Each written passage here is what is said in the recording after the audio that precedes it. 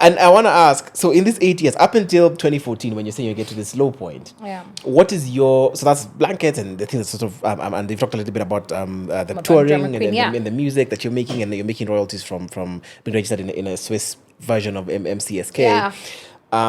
What's your living, before that low point, what's your living situation like? Where are you spending your money? What are you driving? I'm driving a Pro Box, which was already such an upgrade from like being on Matatu Lifestyle. Right. So I was on Matatu Lifestyle till maybe 2012. Am I lying? Wait, let me think about that. I think I'm lying there. I think I got the car in... Oh, no, I'm not lying. I think, it was around... Yeah, it was around maybe 2011 or 2012. That's 3-4 years into Blankets. Yeah. So then maybe I am wrong. Because I remember the Pro Box at Mamba. So when the years we were at Mamba is when I got the car. Before then, I didn't have a car. Yeah. You know? And then I'd have these friends who are like, so how do you get around? I'm like, how all Kenyans get around? I'm on matatus. And they're like, no, but you're a star. You know, you should be on taxis. And I'm like, I can't afford a taxi lifestyle. Sorry. Yeah. Can't do it. So here I really thank my parents for that, because it's just like, it's never that serious. I'm not going to put on a front so that you can't, so at that talk point, trash about me as a fan. Yeah, I mean, because at that point you're running... I'm making some music and you're running this thing that people are like, oh, it's making money. I do remember when I got the Pro Box there were some guys who used to come to Blankets. I mean, they've been regulars from the drum. Yeah. I remember them like really giving me shit like, bro, this is not the kind of car CEO of Blankets should be buying, because I guess in their head, it's like, look at all these people in this field. You know, even if you say like she's giving 70%, 30%, so she can just make money, you can get a nice car, Muthoni, you need to look like a CEO. And I'm like, oh, you're such dummies. Yeah. Right? All your friends who you've given that advice, that's why their things have come and gone. Yeah. Right? Because you're not building a business. You're just there like in it for your ego and for like whatever you consider achievement. Yeah. A hot car. I don't know.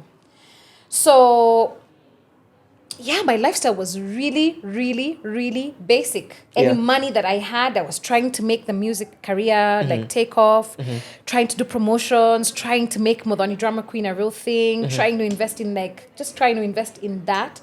Because the record label, so Penya only had money for us to basically do the original albums and a little bit of kind of trying to do that market placement. Right. But I didn't have a manager. There was no real money. They were on grants. So like, you know, if they didn't have grant money, you couldn't make new work.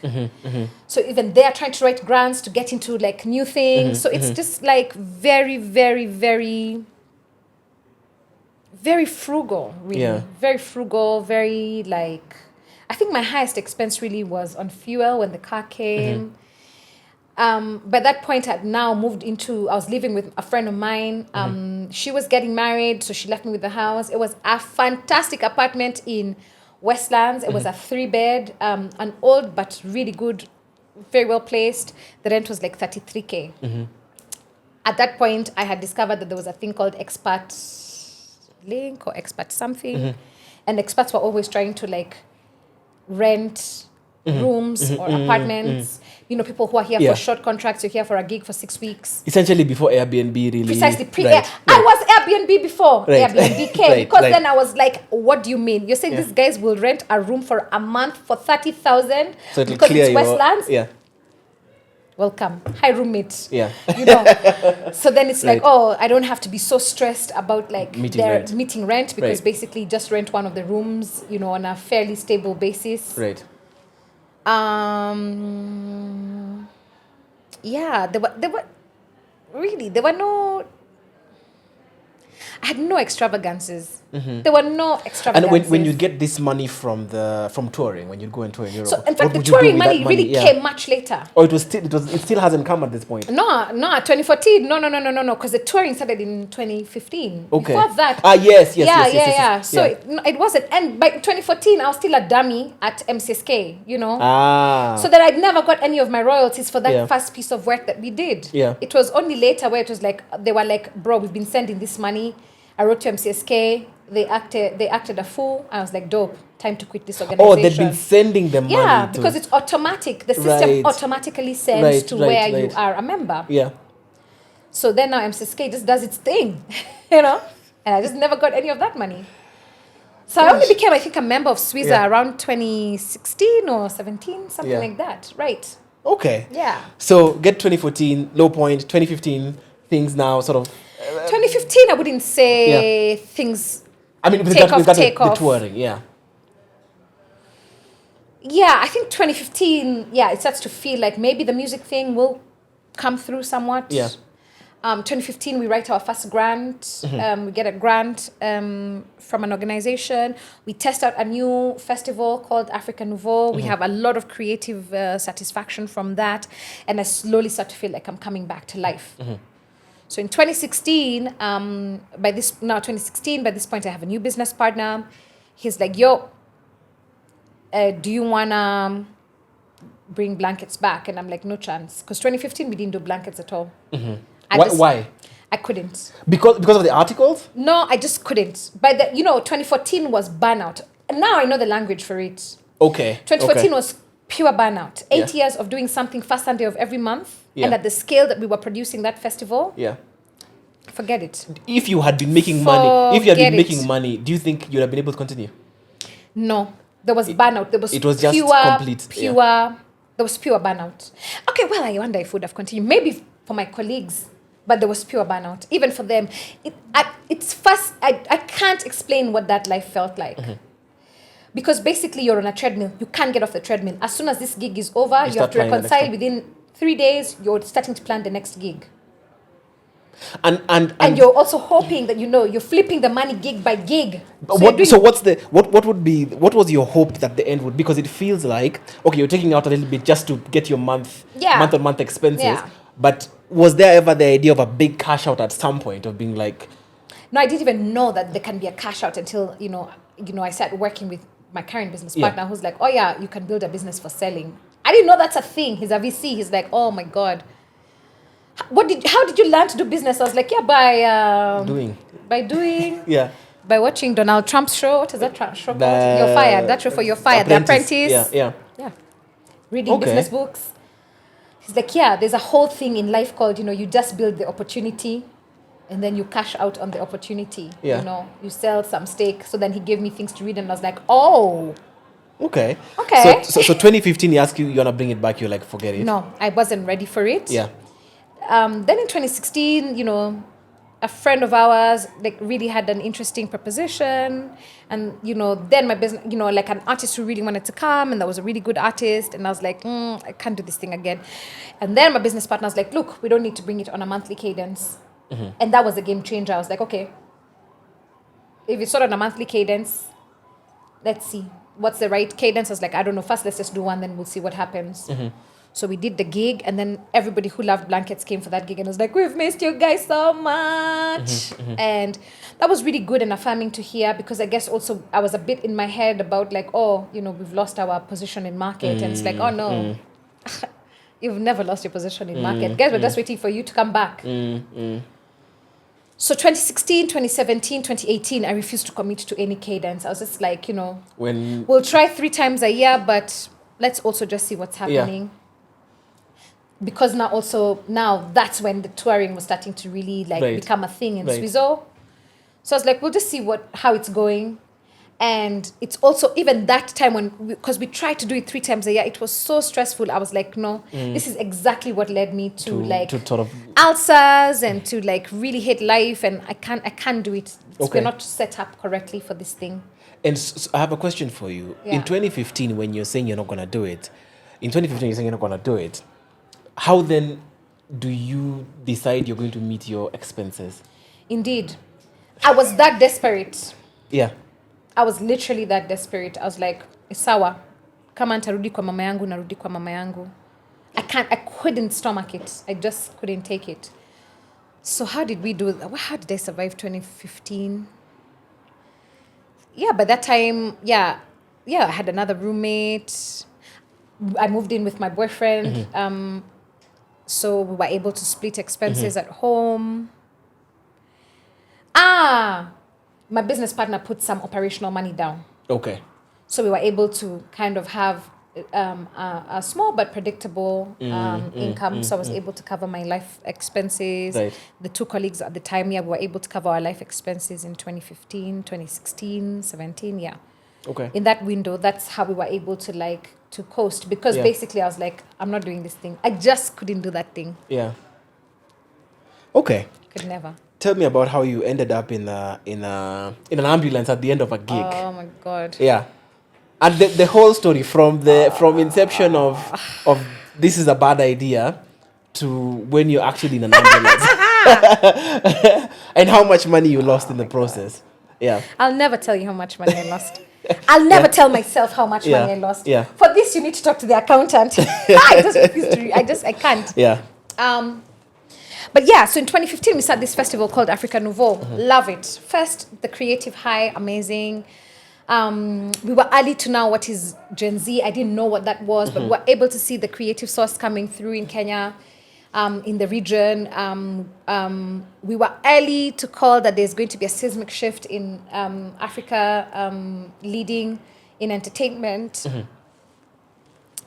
So me, I just wanted to do Nouveau. Honestly, I was like, other guys can do blankets. Other guys in the team, you, if you like it, do it. Me, I want to do Nouveau, right? Right. So didn't get the funding to do Nouveau in 2016 or in 2017. Come 2018, we said we're going to do this thing again. I really had a clear direction about how I wanted to do Nouveau. We didn't agree internally on, I think, how Nouveau should be done. But we pulled it off in 2018, one or another. We have some grants, we have some whatever. We pull it off. Again, the creative high of pulling off Africa Nouveau, it's unparalleled. So I'm like, that's the one I really want to do. But it's really clear from the books, when you do a blankets, look at the P&L of blankets and look at this P&L of Nouveau. Yeah. Blankets is there. That's the horse we are backing. Yeah. This fun art project, you go and find money. If you find the money, fanya. Yeah. So now it's 2019. We found some money, but we haven't found all the money. And I'm hell-bent that this thing is going to happen. And the scale is huge. We've just done a very successful 2018, 10 years of blankets, flowers, come out smelling like roses. Your, accounts are looking good. So, a little bit overconfident. We're like, if we just say from the makers of blankets, it's enough. Like, these guys know us, they trust us. These are our guys. If just our guys pull up and some other new guys pull up, we got this. Nah, we literally did not get this. About a week to the gig, a week or 2 weeks to the gig. And actually, what the wise, any event planner, if you find yourself like overselling the gig, that's your indication. Like,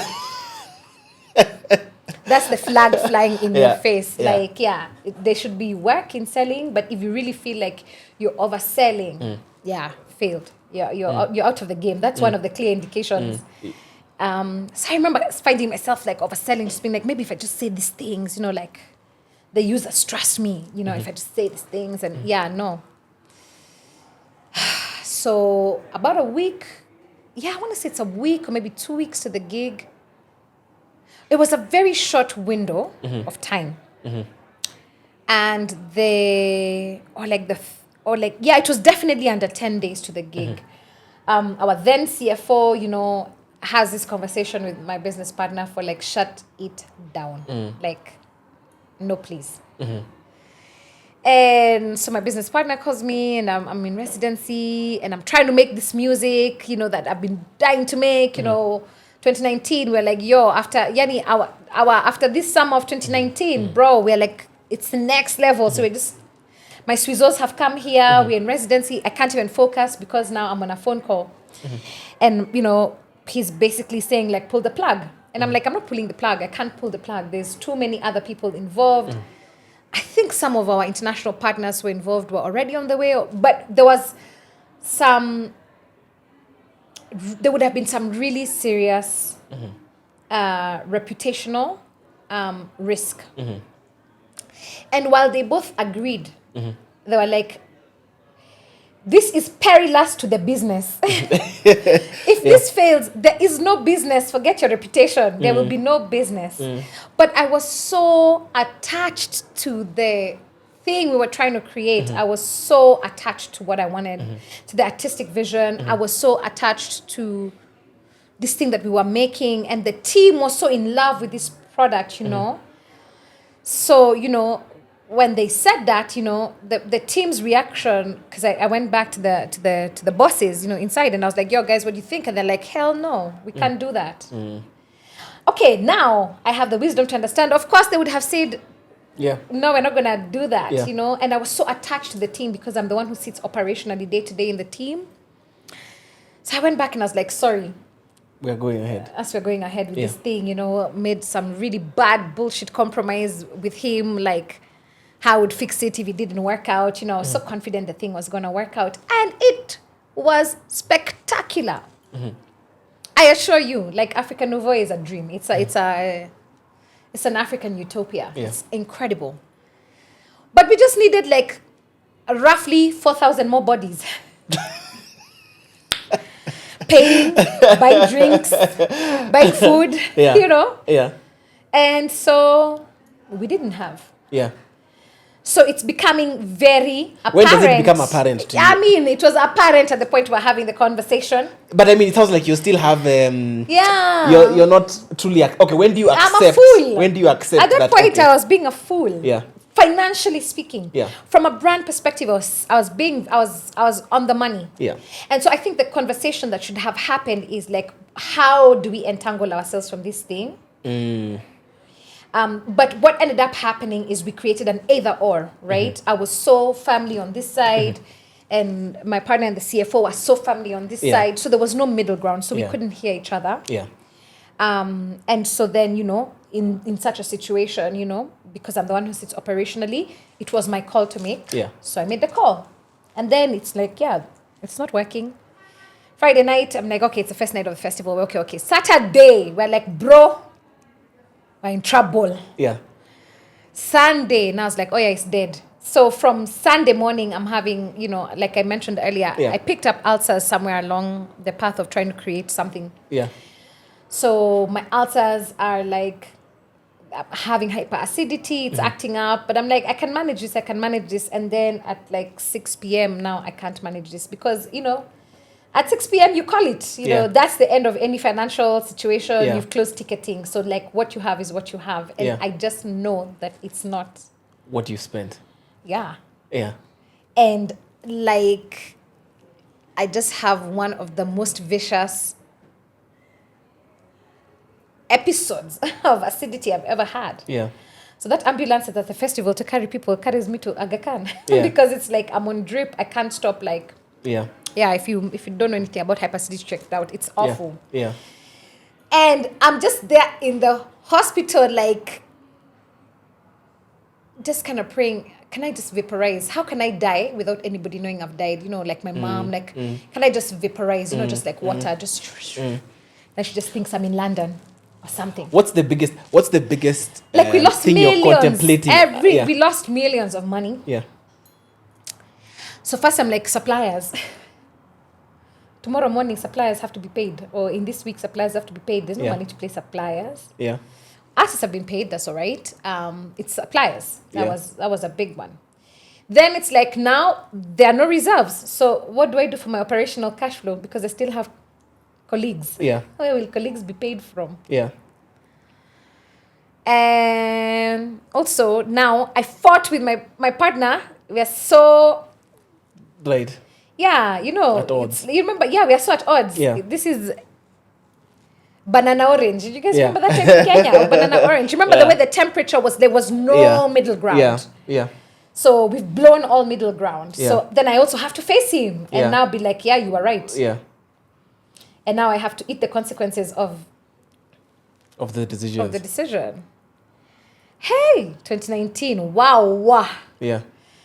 The dope thing is the colleagues were like, right, we're in this together.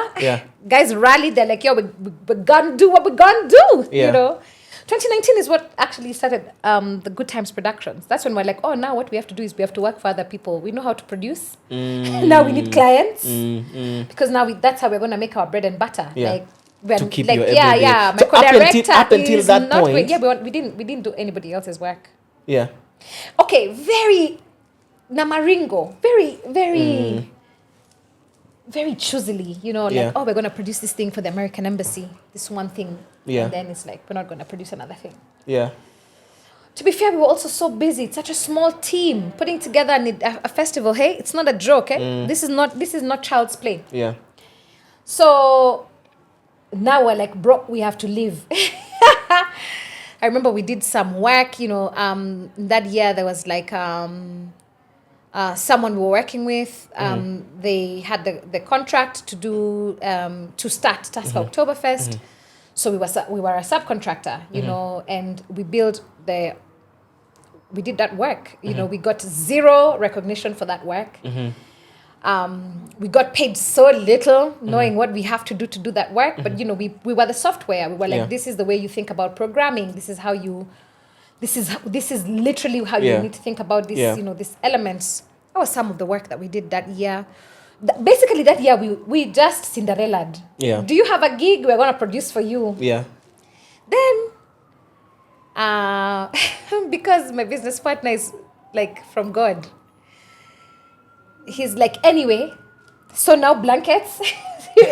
Remember I was telling you this whole thing ain't shit. No, so blankets. No, he's never said it ain't shit, but he's just like, this thing. Yeah, the P&L. Can we not just focus on the thing of the P&L? Like, if we're talking about blankets, you can talk to me. Don't talk to me about anything else except blankets. I was like, sour. So maybe we can do blankets in December or in January. By that time, there was Afro-punk that was happening in sometime in December, end of December, early January. So we knew we could reroute hot artists from South Africa to play a gig in Nairobi on their way to New York or London or wherever they were going. So, you know, we talked to artists. So us guys knew we were going to do blankets January 2020. Okay. January 5th. And ideated, talked to the artist, you know, made some payments there. And then in the top of maybe the end, mid-November, Coffee's booking manager reaches out because we did Chronics. I think we were the first people to bring Chronics. We had a really good relationship. That was really dope. So he was like, you guys are my guys. So if I'm ever doing something in the continent, I'll holla. Dope. He hadn't hollered. Then he hollers and is like, yo, I'm bringing Coffee. That was her breakout year. I'm bringing Coffee. She's going to do Ghana. I have Uganda. Would you like to do Kenya? And so now we are having like a meeting because we are full throttle, you know, building blankets for January. But I'm like, you have to do this gig. Yeah, she's hot. She's blowing up. She's hot. It's dope. And also it's December. And also like if you don't do this gig, somebody else is going to do this gig. Yeah. They're going to scatter the money. The sponsors are going to ride with this gig of Coffee. Like you have to do Coffee. Yeah. So now we just invented the blankets December because we're like, okay, we need Coffee. Now we're like, okay, so I guess we have 2 weekends of blankets. All right. So, okay, the Kenyan summer. Sawa. That's our marketing idea. The Kenyan summer, a good time. Guys are home. The date really worked. December 22nd. Guys had come home already. There was nothing in our weekend. Yeah. So when we did the lineup drop, we were like, oh my God, amen. Yeah. And between those 2 gigs, we recovered all the BS of the beginning of that year. Oh really? Yeah.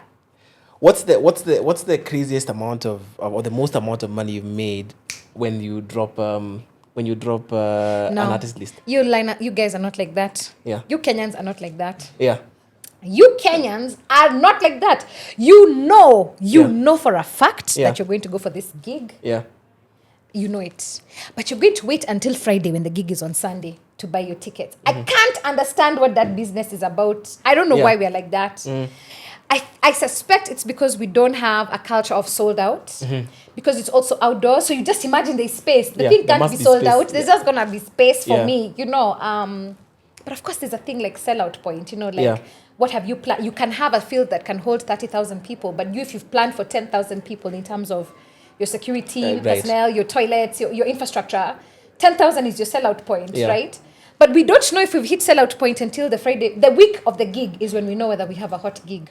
The week of the gig. The gig week is when we know, and by knowing I mean from P&L. Yes, of course, we always know when we're drafting. This is a fire gig. So technically but the speaking, week of the gig is when we're like, okay, today we've moved 600 tickets. Sawa.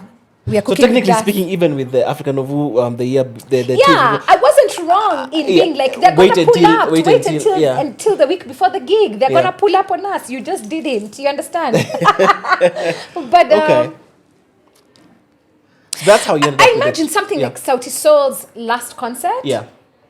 I imagine that's a gig that did very well early, because the information that was driving the gig is this is their last concert. Yeah. When the tickets end, and that's the end of Sauti Sol. Yeah. So there's a degree of urgency that is built into that ticket, right? Yeah. But you guys of Blankets, you're like, even if I miss this one, so I'll still come the one of July. There's another one of October. There's the one of December. There's not a sense of urgency in buying your tickets, and maybe that's something that we need to figure out how to develop a sense of urgency around it, because like you guys we know you're coming on the week before. Okay.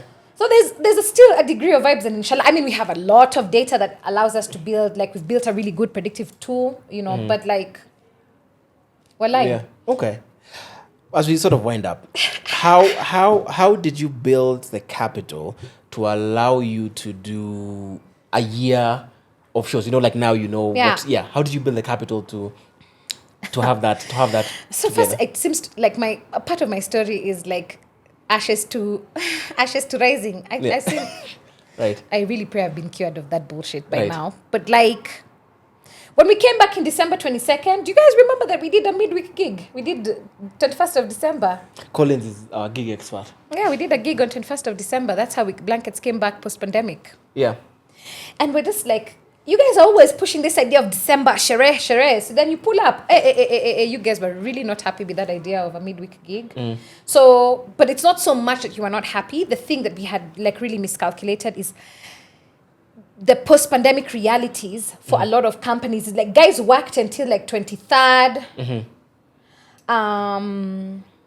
So people could only come at night. Basically. It was also a new venue. Guys are like, Kasarani? You want us to come to Kasar? I don't know where guys thought maybe we're in a street in Mweki. I don't know. And shout out to Mweki, no shade there. But the way guys were reacting, it's like, where do you think we're telling you to go? Yeah. Guys are like, that's too far. Okay. So new venue, time of the week. Lots of things had changed. Us guys played by the rules. We didn't do things during pandemic when guys were doing illegal gigs. And us guys were like, God, public health comes first. So coming back, I guess there was a sense for us of like, oh my God, like what do we do? So we spent a lot of money on the program. And so it didn't reward us. So, but also thank God it didn't reward us. Because now when we convened as an organization, we're like, this is what needs to happen. We need to have a clear program that people can predict for the year. We need to give these dates. We already need to build programming at the beginning of the year, populate your wish list. You need to talk to booking agents much earlier. You need to be able to have time to take this to sponsors, like surviving the experience. 2023 was surviving 2022's gig. Okay. Which of course you guys didn't see because never looked like you struggled, you know? Yeah. There was also a lot of flack we had got from the consumer in the 2020, that coffee edition. Some of those things were really, really frustrating for us as much as they were for the consumer because it's like, oh yeah, you guys didn't know that there was like banks of toilets because there was no lighting to tell you that, but there was no lighting because, the guy did the generator, the guy, electrician did that Kenyan fundi thing where, like, I'm coming, and then turns off his phone, then it says like, sorry, I got in an accident, I'll be there tomorrow morning, then just never comes. So you're rigging electricity of a festival.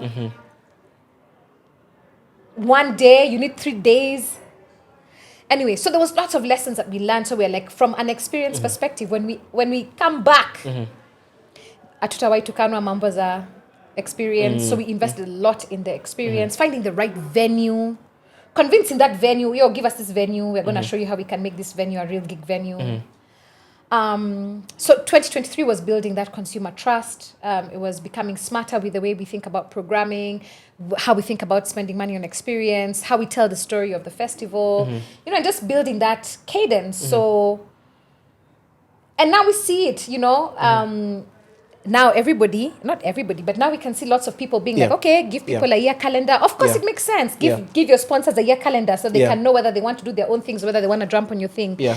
It gives you time to plan. It gives you, Yeah. I guess what I can say is the only reason I give myself a complete double line free pass is we're 15 years into an 100-year company. Me, my current vision is 100 years. Yeah. Then, whoever will be running it at that point will further the vision. I think we'll keep extending the vision as, we do transitions in the business.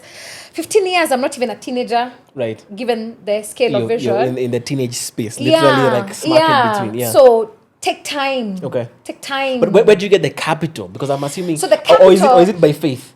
No. No. So some of the fundamental things that made a difference is like when you say your dates for the year, so then we negotiated some key contracts for the year. So then on the strength of those contracts, we're able to acquire the financing for the short-term financing from the editions. Right. And it's not wash money, it's just VC money, Right. It's against the strength of this, your contracts, and that's what gave us the capital to be able to do that. Okay. And it's been really helpful. Now for us also institutionally, everything is year long, so it's like you're building year long partnerships with the sound guys, with the venue, with the so a lot of the work is in Q1, and then now you're kind of in editing and maintenance for the rest of the year. So there's bandwidth now to be like, oh, let's think about Africa Nouveau, because that thing has to come back. I'm addicted. But it's got to come back in a smarter way. Oh, okay, what are the things that you learn? Now there's bandwidth to think sort of internally in a way that didn't exist before. Okay. Yeah. And when we really started, in fact, even before I think we started recording, you told me you work three-day jobs. Yeah, I work 3-day jobs. Is that in order to be able to make enough money to meet the responsibilities that you have? That's a good question. Yeah. Okay. First, it's because I am currently operationally based in the things that we do. So whether it is me as an artist, because that's the only one that I would say is my primary vocation. Nobody can be Muthoni Drummer Queen except me. Yeah. So that's really meant to be my primary day and night job. Right. But then I had this instinct and this thought around, an incubator to develop skills and talent. So then Perform Music Incubator came up. And because it is my thought and my instinct at the beginning, you're the one who is running the project. It is only in this current run that we're about to have where I'm only going to be placed in the project, for a percentage of time. I think maybe 15% of my time, So that's a real improvement in my life. And then we run Good Times Africa, which is, what does the productions and the festivals. So also, as we've been building out the team now from last year, even this year, it's like moving me further up the food chain and reducing my amount of time. So at this point, it's not, the main consideration hasn't been how to make the money to sustain livelihood. It has been more so, these are basically startups. Okay. And so they're in the phase where the founder works in the startup. Right. And so the hope is to transition myself out of the startup so that I can really just be in Muthoni Drummer Queen, which has also been in startup years forever because, my time is split. Yeah. Now, maybe we should come back 2 years later, or like maybe we should come back at 2030 and you ask me, did you transition to artist? Are you able to sustain your lifestyle only from artist things? But it's I'm confident, when you do the artist thing well, you're able to build multiple. An artist's life anyway is multiple incomes. Yeah. Your streaming, your gigs, your merch, if you have a personality that's dope, then you can build other things, from that, whether it's content or media, you can do influencing. There's lots of ways that you can sort of make your monies work. Yeah. But you could also just be like, Wizkid, the music over everything, or Shin. Music over everything, and the music itself then yields all the money that you need. Yeah. It's just to know that it's a business like any other business. Yeah. Okay.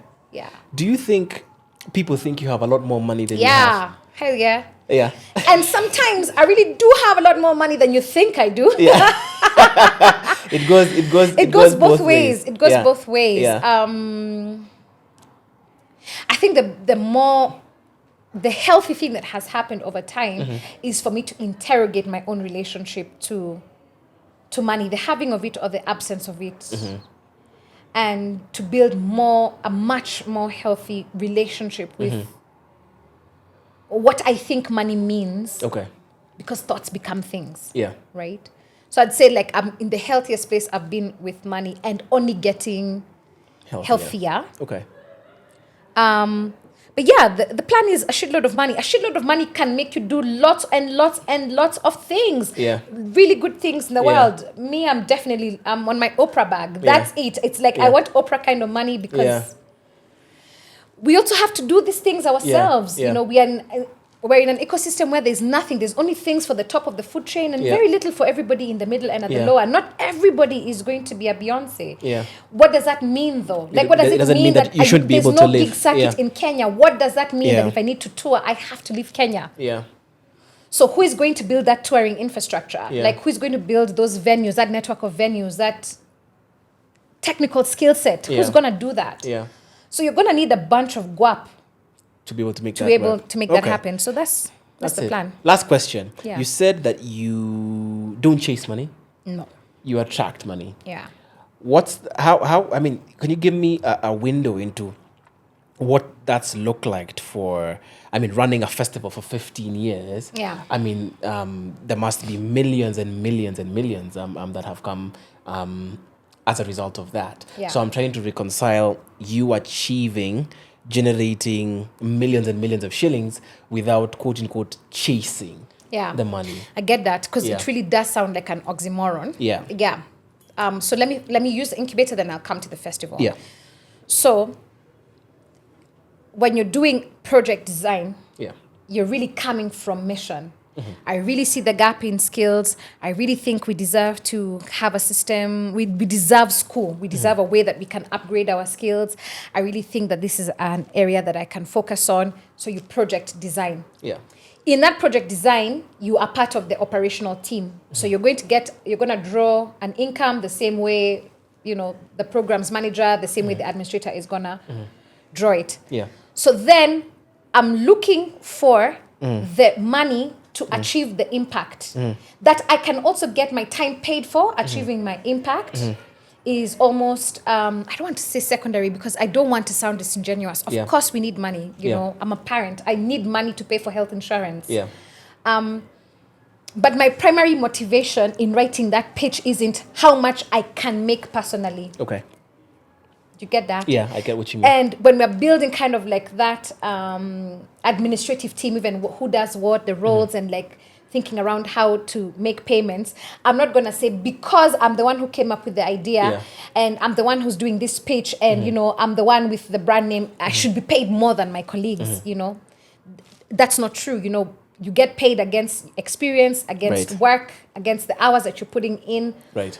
So also not having that superiority complex around hii ni pesa ya kampuni na hii ni pesa ya project. You get the money to do the project. Right. So the supremacy of mission, I guess is what I mean over... I'm not chasing the money. Okay. The money will come to do the work, and as the money is coming to do the work, you will acquire what you need within that thing. Okay. But it's not the motivation. I'm not writing this grant so that I can be able to make I need to make 2 million this year, so I better write this grant like this. That's not the motivation. Yeah. Now think on the festival side. Again, because from foundationally building this festival was we need space.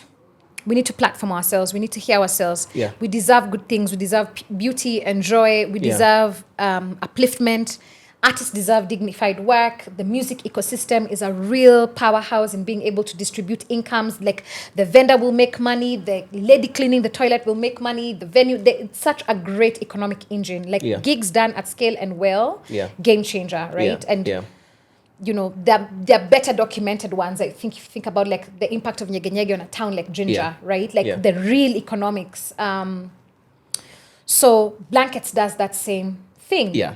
So Blankets is mission, right? After it has fulfilled its mission or part of, so we go to seek money to fulfill mission. Okay.